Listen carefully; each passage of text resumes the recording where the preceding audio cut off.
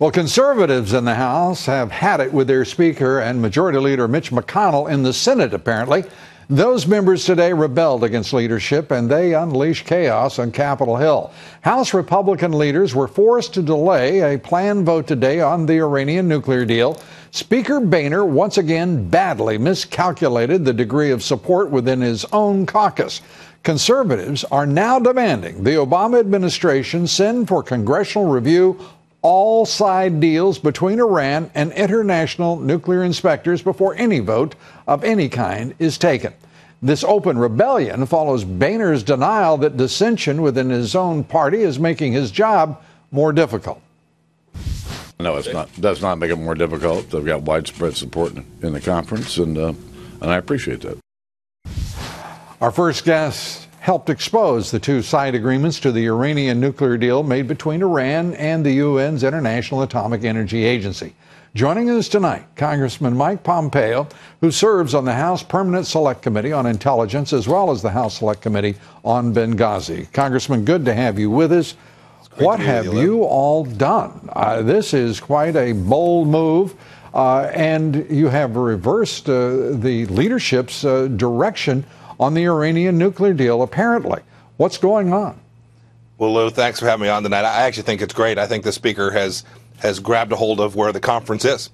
We all know that no American has had the opportunity to read this agreement. And Corker-Cardin requires the President hand over all the documents. He hasn't done that. And now the Speaker has chosen a path that I think a broad swath of our party can accept as the right answer. We're going to demand that the President allow the American people to see this deal before it's the case that we're going to move down the Corker-Cardin path. And so we'll begin a process late tonight, which will allow the House to say clearly and emphatically, and force Democrats to take a position, too, on whether or not they think they've had access to the entire agreement. This is a hugely positive step, and I think the Speaker did a great job of listening to the conference today. You know, Congressman, for our audience, to be clear, Congressman Pompeo and Senator Tom Cotton, back in July, are the ones who discovered the side deals between the United Nations inspectors and the Iranians. This would not have happened had you two not done your jobs and exposed what is going on. Now, as you and I have discussed, a second part of the deal is out there on the history of their efforts, the Iranians' efforts to enrich uranium and to create a weapon. Why in the world could any president, how could any president presume to be so arrogant as not to include the Congress in any deal of this magnitude? It's remarkable, Lou. The Ayatollah Khamenei and his team have read this agreement, but Secretary Kerry and President Obama have not. No American has read the details, and this is important. You're right. Your point is exactly right. These two secret side deals aren't just details. They aren't about the color of the bus the inspectors will drive.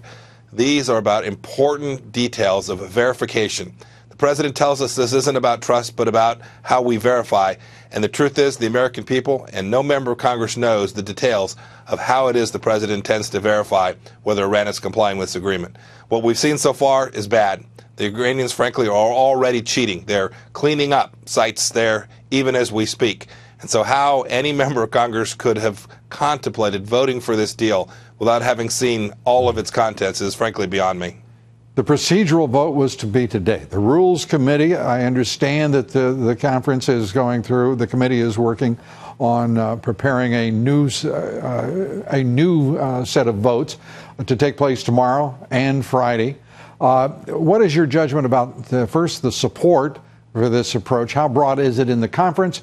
And how likely is it that it will be effective in any way in stopping this deal? So, Lou, I think there'll be broad support in the conference. I think we'll get lots of Republicans, and I'm hopeful many Democrats, too, to vote for the provisions that we'll vote on Thursday and Friday.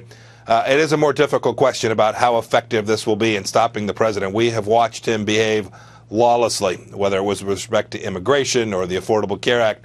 We watched him run through stop sign after stop sign after stop sign.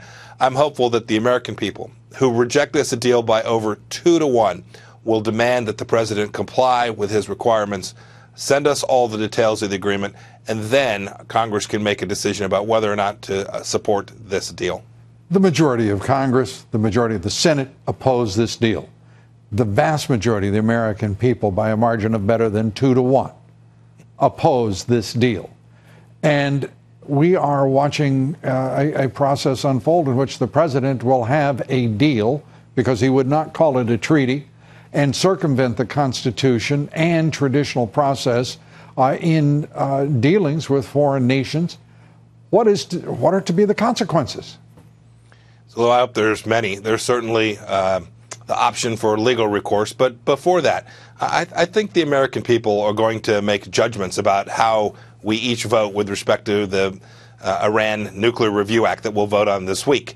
I think they will evaluate their elected officials, and I think they will hold them accountable for how they vote. Does the Republican leadership in both the House and the Senate and the Republican National Committee, do they have the guts to hang this deal around the necks of every Democrat who has supported it in 2016?